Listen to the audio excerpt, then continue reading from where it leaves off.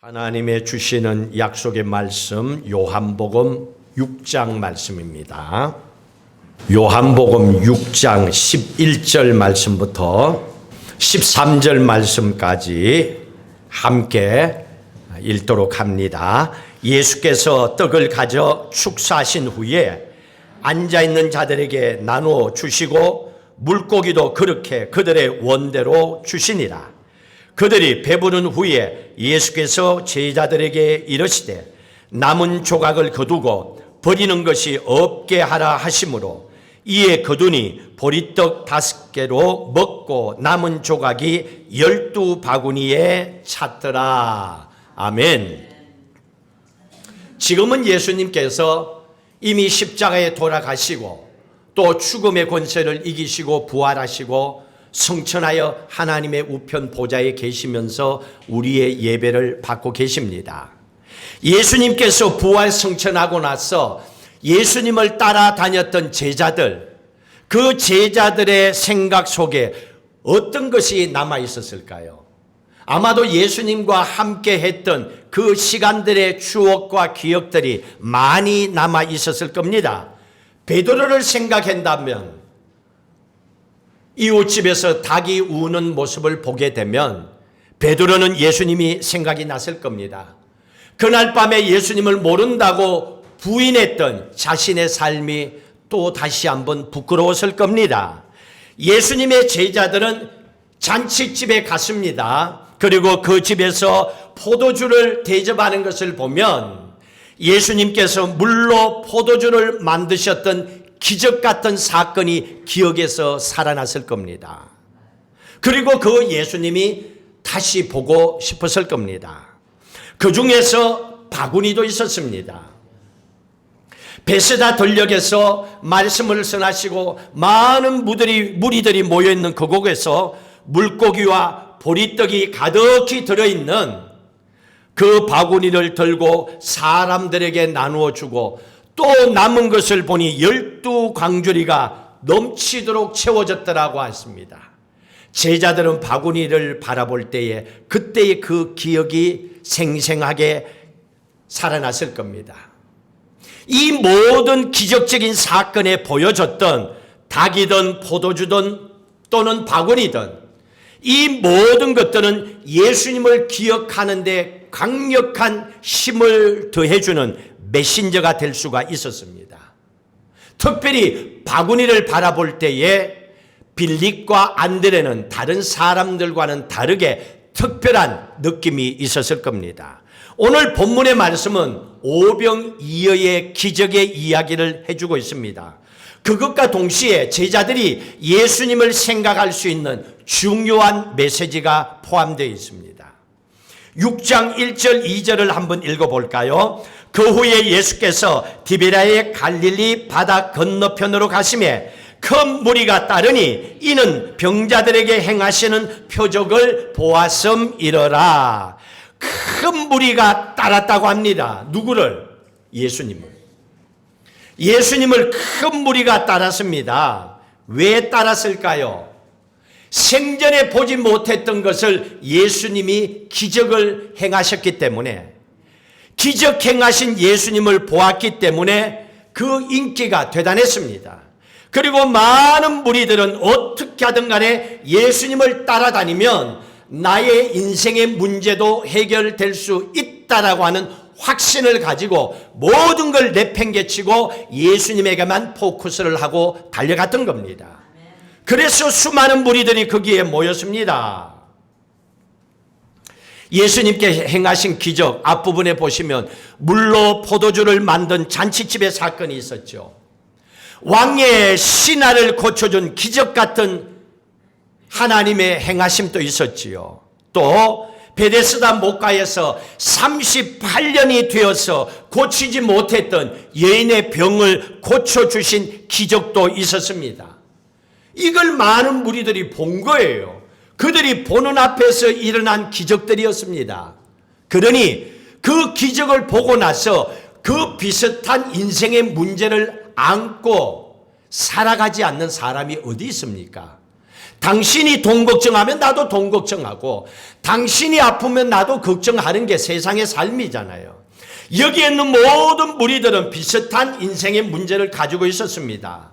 그래서 내게도 주어지는 인생의 어려움이 있다면 나도 해결할 수 있는 한계가 있는 부족한 인간이라는 걸 알기 때문에 예수님을 따라다닙니다. 근데 그때가 어느 때였는가? 4절 같이 읽습니다. 마침 유대인의 명절인 유월절이 가까운지라. 이제 유월절을 지켜야 됩니다. 유대인들에게서는 크게 1년에 3번의 큰 절기를 지켜야 됩니다. 6월절입니다. 지금의 부활절입니다. 77절입니다. 지금의 맥추절입니다. 초막절, 장막절입니다. 지금의 추수감사절입니다. 이 3번의 절기를 모든 유대인들은 지켜야 됩니다. 이 가운데서도 최고의 절기가 그들에게는 6월절이었습니다. 6월절은 애굽의 430년의 노예의 삶을 다 끝내고 장자의 10번째 마지막 놀라운 하나님께서 기적을 통하여 그들을 살려 약속의 가나안 땅으로 보내주신 사건입니다. 잊을 수가 없죠. 그 6월절의 기적적인 사건을 알고 있기 때문에 6월절이 되면 모든 이스라엘 백성들은 당연하게 누구든지 무조건 예루살렘 성전으로 올라가야 됩니다. 명절을 지켜야 됩니다. 이게 율법입니다. 율법을 지키지 않으면 안 되는 것이 유대인들입니다. 자, 그러면 6월절이 되면 예루살렘 성전으로 올라가야 되고, 예루살렘 성전에 올라가서 하나님 제가 왔습니다 하고 자신을 보여야 됩니다. 그런데 지금 어떻습니까? 수많은 무리들은 명절에 예루살렘 성전에 올라가지 않고 율법을 지키지 않고 예루살렘 향하지 아니하고 예수님을 따라다니고 있습니다. 이거 큰일 날 일입니다. 그런데 유대인들이 지금 6월절을 지켜야 되는데 예수님을 따라다니고 있습니다. 반대로 예수님의 인기가 절정이었다는 겁니다. 대단했다는 얘기입니다. 여기도 그러죠. 뭐 사람들도 그러잖아요. 여기에서 무슨 일이 있다 그러면 사람들이 확 몰리잖아요. 거기 가면 내 인생 바뀌어질까 싶었어. 한국에서 그래서 여기저기 뭐가 있다 그러면 그거 소리 듣고 막. 자, 이렇게 많은 무리가 모였습니다. 그 오는 무리들을 바라보면서 예수님께서 질문 하나를 하셨습니다. 오늘 말씀의 포커스입니다. 5절입니다. 5절의 말씀 같이 읽도록 합니다. 예수님께서 눈을 들어 큰 무리가 자기에게로 오시는 것을 보시고 빌립에게 이르시되 우리가 어디서 떡을 사서 이 사람들을 먹이겠느냐 하시니, 여러분 여기 잘 보십시오. 우리가 어디서 떡을 사서 이 사람들을 먹이겠느냐라고 예수님께서 질문을 하셨습니다. 이 5절의 한 문장에는요, 두 가지의 질문을 동시에 하고 있습니다. 이게 굉장히 중요합니다. 이 질문에 대해서 여러분들은 어떻게 답할 것이냐에 따라 여러분의 인생의 방향이 갈라지기 때문에 그렇습니다. 제대로 선택하고 제대로 신앙생활하고 제대로 교회를 다니고 기도생활을 해야 되는 거예요. 오늘 말씀해 보십시오. 두 가지 질문. 첫 번째, 우리가 이 모인 사람들을 먹일 수 있겠느냐? 첫 번째 질문입니다. 우리가 여기에 모인 사람들을 먹일 수 있겠느냐? 두 번째로, 어디에서 떡을 사서 먹이겠느냐? 어디서 떡을 사겠느냐? 두 번째 질문입니다. 자, 이 두 가지 질문이 하나의 질문으로 우리에게 던져주고 있습니다. 근데 사람들은 어때요? A라고 하는 사람이 말을 하면요, 그 사람 말을 들을 때에 그 사람의 생각은 전혀 상관 아니에요. 대충 듣고 내 말만 합니다. 이게 사람들의 습관이에요. 남의 말을 끝까지 듣는 걸 별로 안 좋아해요. 또 듣는 것도 별로 잘 못하고 자기 말만 합니다. 빌립도 그랬어요.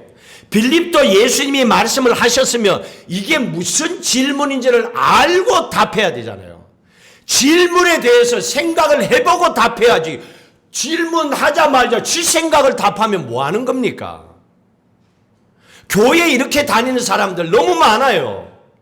하나님은 이 말 하는데 교회 다니면서 지 생각대로 교회 다니는 사람이 있어요. 신앙생활도 지 생각대로 하는 사람이 있어요. 그러니까 교회를 망치지요. 오늘 이 질문을 잘 보세요. 빌립이 그랬습니다. 예수님이 두 가지 질문했는데 빌립이 어떻게 답하는가? 7절 같이 읽습니다. 빌립이 대답하되 각 사람으로 조금씩 받게 할지라도 200데나리온의 떡이 부족합니다 라고 얘기합니다. 그러면 빌립은 두 문장에서 어디에 지금 포커스를 놓고 있습니까? 어디에 지금 꽂혀 있습니까? 우리가 이 사람들을 먹일 수 있겠느냐? 첫 번째 질문. 두 번째, 어디에서 떡을 사겠느냐? 두 번째 질문. 어디에 지금 빌립이 꽂혀 있습니까? 이 질문에 보면 1번입니까? 2번입니까? 2번이지요. 왜? 계산이 나왔으니까. 사다에 꽂혀 있는 겁니다. 사다에 어디서 떡을 살까의 생각이 꽂혀 있습니다. 그러니 떡을 사야 돼. 이 많은 사람들을 먹이기 위해서. 그러면 제일 먼저 자기 호주머니를 뒤져보니까 아무것도 없어. 예수님 별 볼 일 없어. 모인 제자들 별 볼 일 없어. 뭐 호주머니에 돈이 없지. 아무도 없습니다. 빈손입니다. 그래서 빌립이 그 상황을 캐치하고 나서 하는 말이 이 사람들로부터 돈을 조금씩 거둔다 해도 200데나리온이 모자랍니다. 이야, 참 똑똑해요. 한 방에 그냥 그게 다 나오는가 봐. 눈에 계산이 딱 떨어져. 이 사람들에게 돈을 다 거두어도 200데나리온이요. 지금 하루 일당이 15만 원이면요. 이게 원 데나리온이에요. 그러면 한 3천만 원이 모자란다는 얘기예요. 우리나라 돈으로. 근데 해결 불가능입니다. 현장에서 해결 못합니다.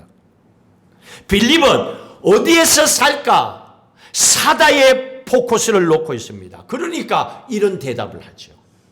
자기 생각하는 대로 목소리로 나오게 돼 있잖아요, 사람들은. 자, 그런데 안드레는 어떻습니까? 다릅니다. 8절, 9절 같이 읽습니다. 제자 중 하나 곧 시몬 베드로의 형제 안드레가 예수께 여짜오되 여기 한 아이가 있어 보리떡 5개와 물고기 2마리를 가지고 있나이다. 그러나 그것이 이 많은 사람에게 얼마나 되겠사옵니까? 이렇게 예수님께 말씀을 드렸습니다. 그러면 첫 번째 질문이 우리가 이 사람들을 먹일 수 있겠느냐? 첫 번째 질문. 두 번째, 어디에서 떡을 사겠느냐? 이 두 가지 질문 가운데 안드레는 어디에 포커스를 두고 있습니까? 어디에 포커스를 뒀어요? 빌립은 두 번째 사다에 갔어. 그러면 첫 번째가 우리가 이 사람들을 먹일 수 있겠느냐? 여기에 꽂혀 있는 거예요. 그러니 돈이 안 나오는 거예요. 돈이 있고 없고 지금 이걸 보는 게 아닙니다. 안드레는 예수님의 질문을 알아듣고 많은 무리들 사이를 헤매고 다녔습니다. 알았거든요. 뭘 지금 예수님께서 원하고 계시는지를. 그리고 다니다 보니까 한 아이도 안드레가 뭔가를 찾아다닌 걸 보고 얘도 어떻게 눈치 빠르게 알았는지 자기 도시락을 톡 꺼내갖고 안드레에게 준 거예요. 달라고 한 게 아니었습니다. 그 도시락을 가지고 예수님께 왔어. 예수님 이것밖에 없습니다. 이것 갖고 되겠습니까? 라고 안드레가 예수님께 말한 겁니다. 제대로 알아들은 거죠.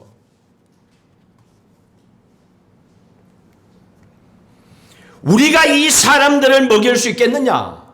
안드레는 우리라는 말에 포커스를 갖고 있습니다. 여러분, 이게 신앙생활이에요. 이것 때문에 오늘 또 우리가 교회에 와서 예배를 드리는 거예요. 나 혼자서 돈 벌어서 내 인생 내가 살겠다. 그럼 예수가 필요 없죠. 여러분, 한 시간의 예배는 시간 낭비예요. 그게 아니에요. 우리입니다, 포커스는. 우리가 이 사람들을 먹일 수 있겠는가? 그러면 여기서 우리는 누굽니까? 예수님과 제자들이죠. 이게 우리입니다. 이 질문을 하신 겁니다. 너의 인생의 문제, 너하고 나하고 같이, 이것 때문에 오늘 우리가 예배를 온 거예요. 너의 자식들 키우는 거 너하고 나하고 같이, 우리를 얘기하고 있습니다. 안데르는 그 질문을 알아들었습니다. 아, 그렇구나. 이 사람들에게 먹을 것을 주고 해결하는 일은 예수님만의 일이 아니고 나와 예수님이 함께 뛰어다녀야 될 일이구나 하는 걸 알았던 거예요. 우리가 해야 될 일이라는 것. 사람들 먹이는 건 예수님 알아서 예수님 혼자 하는 일이 아니라 나도 뛰어다니면서 찾아봐야 될 일이구나 하는 걸 알았던 거예요. 그래서 안드레도 알잖아요. 주머니를 뒤져보니 아무것도 없잖아요. 그래서 안드레는 뭐라도 없는가 싶어서 찾아다닌 거예요. 여러분, 기도하는 거 좋아요, 크리스찬들이. 근데 기도만 하고 있으면 안 돼요. 이런 상황에 찾아다녀야 될 곳은 찾아다녀야죠. 얻으러 다니라는 얘기가 아니에요. 찾으러 다니라는 거예요. 좀 도와줘, 없으니까 이가라고 하는 게 아니에요. 몸부림을 치라는 거죠. 최선을 다하라는 얘기지요. 오늘 여기에서 상황이 안데레와 빌립은 전혀 다릅니다. 빌립은요, 우리에게는, 우리라고 하는 단어 속에는 전혀 관심이 없습니다. 예수님은 분명히 말씀하셨습니다. 5절에 우리가 어디서 떡을, 그랬잖아요. 우리가 왜 우리의 포커스를 못 놓고 왜 그 다음에 샀어, 여기만 포커스를 둡니까? 뭐든지 다 돈이 있어야 된다. 뭐 돈이 없으면 안 된다. 돈 없으면 장가 못 가고, 돈 없으면 공부도 못 하고, 돈 없으면 교회도 못 다니고, 돈 없으면 뭐. 빌립처럼 살아가면요, 돈이 있어도 부족해요. 그 사람은 만족 못 합니다. 평소에 그렇게 살았기 때문에 그게 습관이 돼 있는 거예요. 그러니 빌립처럼 사는 사람들은요, 매일 입에 없다를 달아놓고 살아요. 있는데도 없대. 더 가지려고 없대. 없대. 그리고 매일 부족하대요. 왜 그렇습니까? 그 사람 마음속에는 교회를 다니지만은 예수님이 함께 한다는 거, 이걸 안 좋아해요. 그러니 그 사람과 함께 예수님이 함께 하지 못하는 거예요. 그리고 본인도 예수님과 함께 할 생각이 없어. 왜냐하면 예수님은 자꾸 뭐 낮아져라, 가진 걸 나누라, 뭐 기도해라, 시간을 쪼개라, 자꾸 내 걸 빼가려고 하는 것 같은 거야. 그러니까 예수님하고도 적당히 지내고 싶지 가까이 친하고 싶지가 않아. 그러게 교회를 다니는 거예요. 그런데 내 자신을 돌아보니 실력도 내가 가진 거 뻔해. 또 물질도 내가 가진 거, 또 건강도 내가 가진 거, 아무리 생각해도 나도 부족해. 내가 나를 봐도 부족한 거예요. 항상 모자라는 겁니다. 그러니 빌립과 같은 사람은 결국 인생 하루를 살고 인생의 마지막을 맞이해도 원망으로 끝나버립니다. 이 사람은 가진 것에 대해서 한 번도 기뻐하며 감사하며 우와, 이렇게 살아본 적이 없는 거예요. 그 본인이 그 길을 선택한 거예요. 누가 한 게 아니에요. 이런 사람들 세상에 있지요. 예를 들어서 자식이 이렇게 얘기합니다. 부모님 왜 저를 이렇게 낳으셨나요? 원망합니다. 자기가 하고 싶은 대로 뒷돈도 안 대주고 뭐 도와주지도 않고 힘도 없고, 부모님 왜 나를 이렇게 낳으셨나요? 나는 왜 가난한 집에 태어났나요? 나는 왜 이렇게 돈이 없나요? 나는 왜 아무리 공부를 해도 성적이 오르지 않나요? 나는 왜 열심히 노력해도 다른 사람처럼 성공할 수가 없고 하는 일마다 안 됩니까? 빌립이 살아갔던 것처럼 빌립의 포커스를 놓은 사람들은 우리가 빠져버리면, 나 혼자 존재하면 이런 질문만 계속합니다.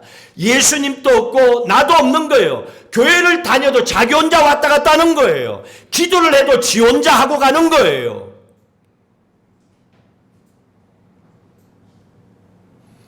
결국 그 사람은, 빌립처럼 살아가는 사람은 자기 주머니만 바라보고 삽니다. 자기 머리만 바라보고 삽니다. 그러니 결국 부족한 게 많은 인생이잖아요. 결국은 원망만 나오는 거예요. 여러분들 자신들 인생을 돌아보세요.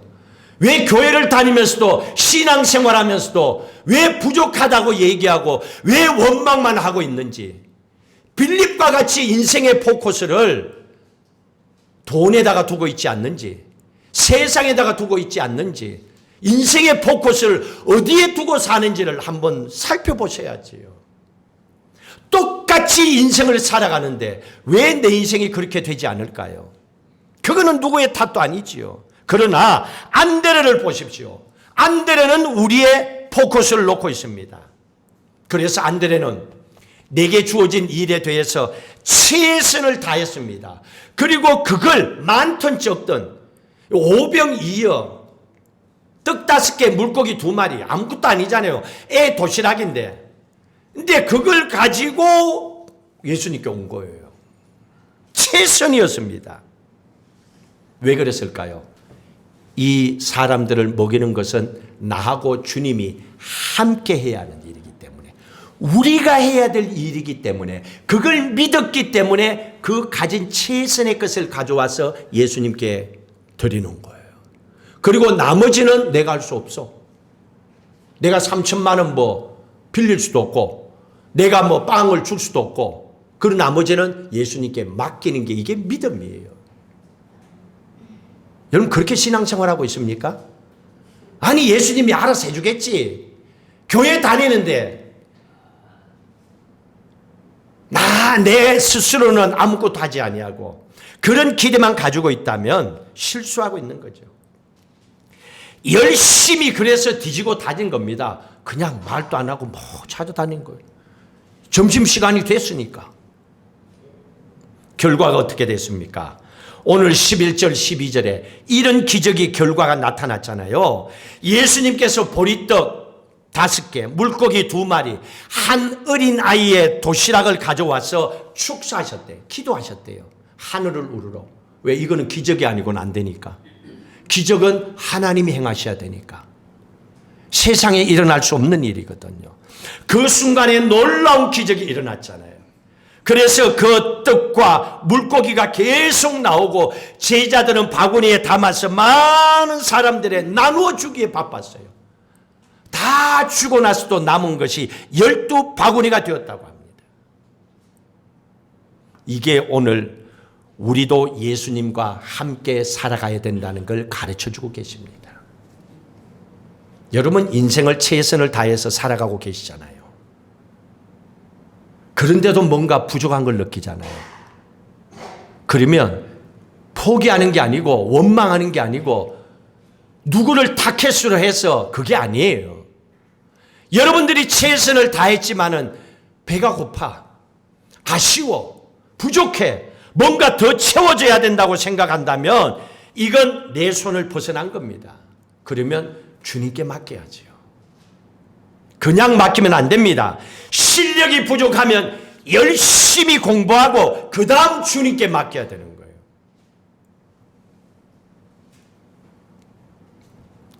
저는 전도사님 지금 몇 년이야 벌써.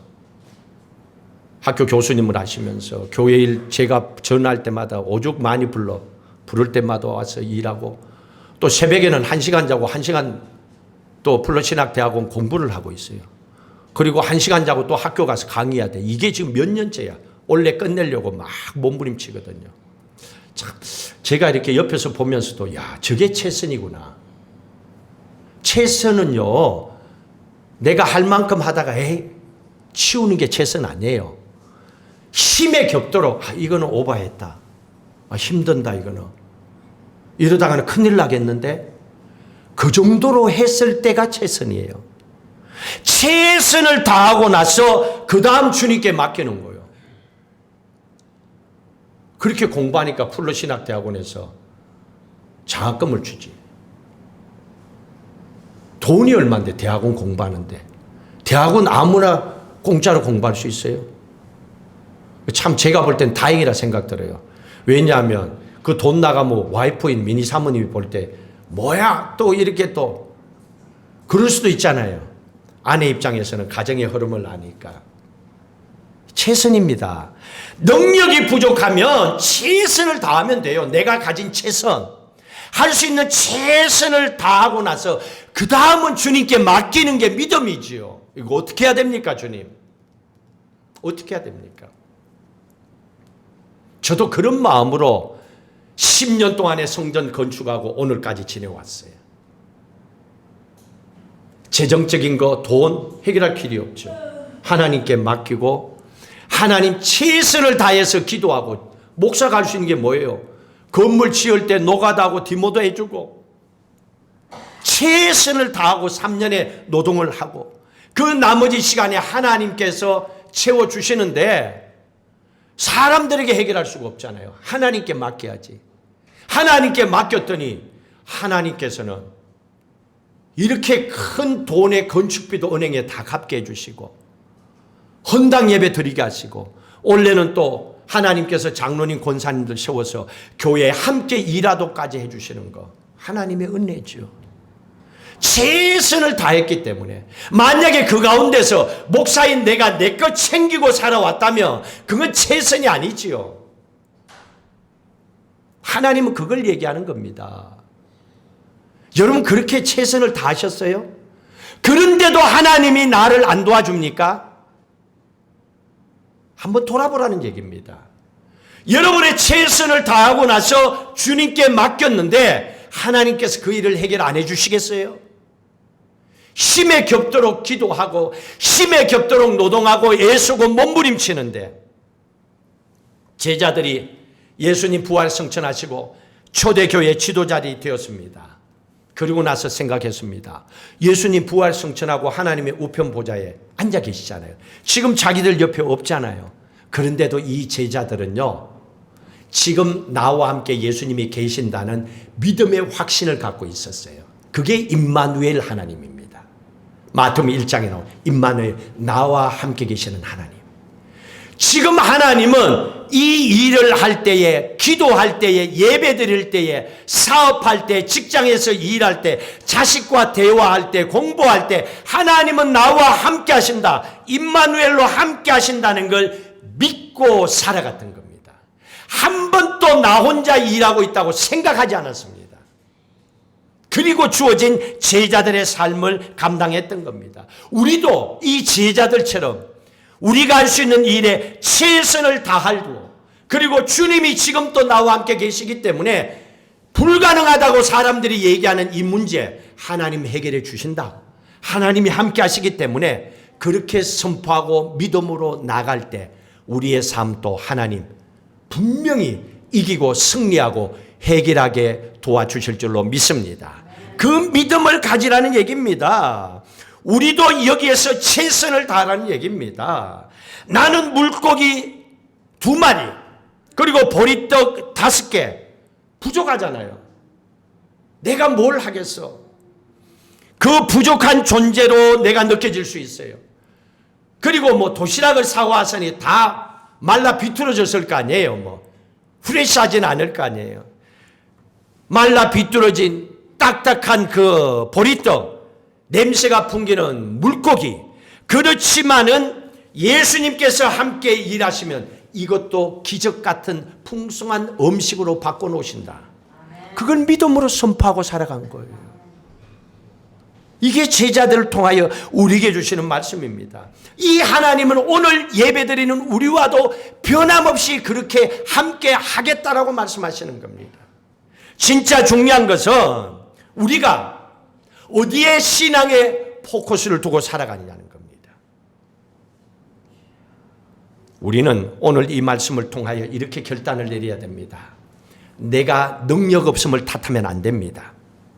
그리고 문제가 풀릴 때에 남의 탓으로, 아버지, 어머니 탓으로, 가족 탓으로, 목사님 탓으로, 누구의 탓으로 돌려서는 안 됩니다. 그 인생의 문제를 최선을 다해도 안 될 때에는 누구의 탓으로 돌릴 것이 아니라 그걸 가지고 주님 앞에 나와야 돼요. 최선을 다했는데 하나님 힘듭니다. 할 수 있는 최선은 여기까지입니다. 그리고 주님께 나와서 주님께서 함께 일해 달라고 매달려야지요. 그러려고 우리가 교회 다니잖아요. 하나님께서 이 문제를 해결해 달라고. 하나님께서 일하시면, 하나님께서 나와 동행하시면 하나님 내 인생도 오병이어의 기적이 반드시 일어날 줄로 믿습니다. 선포하고 기도하는 거예요. 여러분 이렇게 살아야 여러분 인생도 행복하고 또 가진 것을 통하여 남에게도 베풀어주고 살아갈 거 아니에요. 하나님은 그걸 원하시잖아요. 제가 전도사님에게 말씀을 드렸어요. 전도사님, 저는 선교에 대한 비전을 안고 왔고 지금까지 선교했고 하나님께 이제는 여기만이 아니라 마이크로네시아만이 아니라 나가서 말씀을 더 증가할 수 있도록 그 사역도 우리에게 주실 거라고 기도해야 된다고.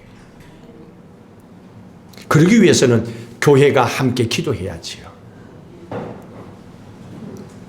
하나님은 그걸 원하고 계시는 겁니다. 그래서 그 중에 하나 우리가 진짜 하고 싶은 거 우리가 할 수 있는 게 있어요. 우리가 지금 선교하는 선교사님들이 있죠. 벌써 2년 어려운 가운데도 조금씩이라도 선교해 있잖아요. 뭐 케냐에, 캄보디아에, 미얀마에, 중앙아시아에.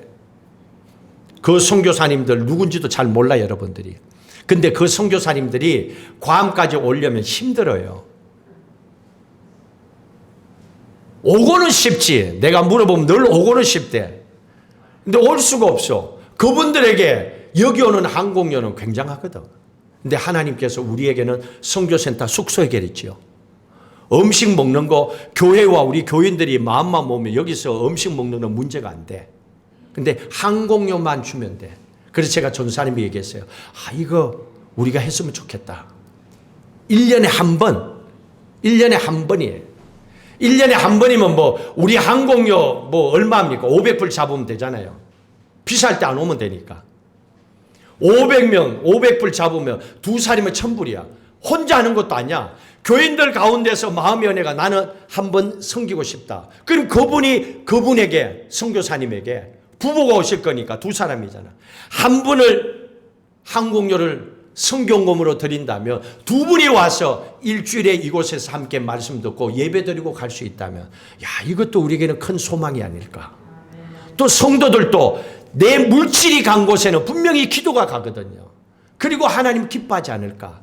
우리가 마음이 하나가 되면 이거 다 할 수 있지 않을까. 이제는 물질만이 아니라 우리의 마음도 주님을 향해야 되겠다. 여러분 권사님 장로님들 그냥 권사님 장로님들 그거 가지고 살기 위해서가 아니에요. 어떻게 하면 하나님이 기뻐하실까? 우리가 무엇을 할 때에 하나님께서 잘했다고 하실까? 이제는 나의 시간과 물질과 기도와 모든 걸 하나님 앞에 헌신하도록 준비하셔야 됩니다. 기쁨으로. 제가 볼 때는 이번에 권사님, 장로님 임직하신 분들 더 많이 기도하시고 또 선교를 위해서 영혼 구원을 위해서 함께 헌신하면 좋겠어요. 그래서 많은 영혼들이 주께로 돌아오는 하나님 보실 때 참 자그마한 교회지만은 성도를 하나하나 보니까 별처럼 빛나고 참 아름다운 그리스도의 향기를 품고 살아가는구나. 내가 보니까 너무너무 좋더라. 하나님께서 그렇게 기뻐하는 넓은 교회로 아름답게 성장해 나가는 모든 성도님들의 가정 되시기를 주의 이름으로 축복합니다.